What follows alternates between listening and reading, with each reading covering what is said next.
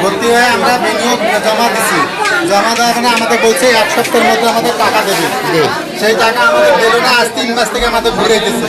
আজকে আমাদের লোন নেওয়ার কথা ছিল, সেই লোনটা আমি এখন বিলিয়ে আসি, দেখি অনেক কিছু এখানে গোলমাল হয়ে গেছে, আমাদের টাকা দিচ্ছে না।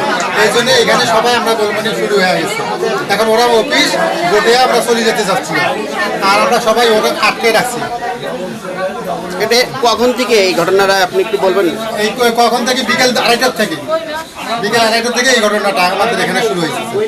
এখন পর্যন্ত তাদের কোনো লোক আপনার সাথে যোগাযোগ করে না? তাদের মধ্যে এখনো কেউ বেড়ায় না, আমাদের এটাই কোনো কথা বলেও নাই। ওরা আর কি টাকা গোটে গোটে নিয়ে পালাতে যাও চেষ্টা করছে। আর সেই সময় আবুল মুসলিম জনতা এই সময় আমরা লোকজন নিয়ে আমরা অ্যাটাক করে ফেলেছি। এদের একটা প্ল্যান ছিল এটা মনে হয়। আমরা জানতে পারলাম যে ভিতরে একজনকে 1 ঘন্টা আটকিয়ে রাখছিল, বুঝলেন না? আমরা জানি যে ভিতরে একজনকে 1 ঘন্টা আটকা রাখছিল একজন গ্রাহক। দর্শক আসসালামু আলাইকুম।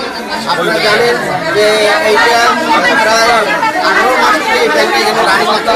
তো আসলে ওনাদের কিন্তু বলা হয় যে আমরা টাকা জমা দিব, যত টাকা জমা দিব তার ডাবল তাই কিনা, ডাবল মুনাফা।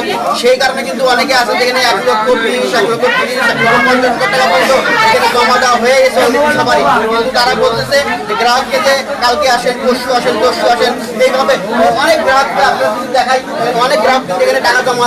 এখানে আমাদের একজন ভাই ভাই, আপনি কত টাকা জমা দিচ্ছেন? আমি ৬২,০০০ টাকা জমা দিচ্ছি শরীফনগর থেকে। আমার বলছে আশা, তারপরে গ্রামে ব্যায়াম, আমাদের সুদের হার কম, আমরা মনে করেন ওগুলো এনজিও কম নেবো, আমাদের মুনাফা দেন। এতে বই দেখেন, চেকটা দেখেন, এতে চেকটা ৬৫,০০০।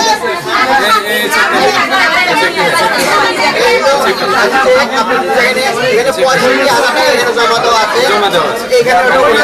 বইগুলি আমাদের 5 লক্ষ টাকা, আমাদের শরীফনগর থেকে নিয়েছে 5 লক্ষ টাকা এই বইগুলি।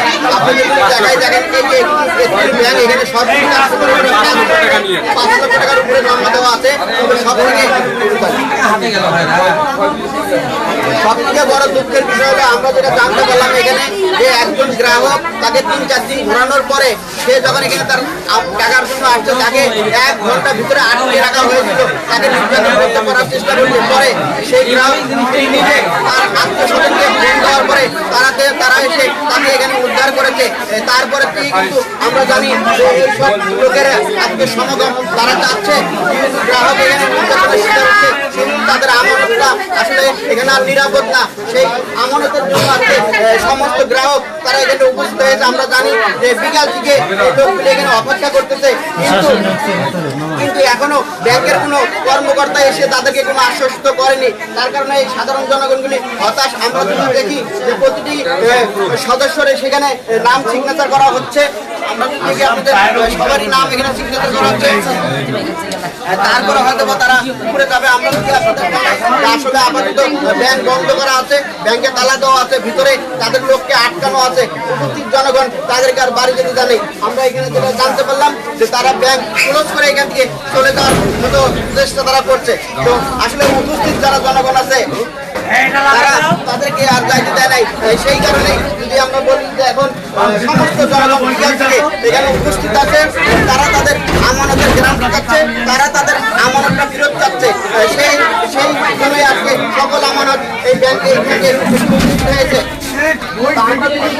সামনে একটু কথা বলি তো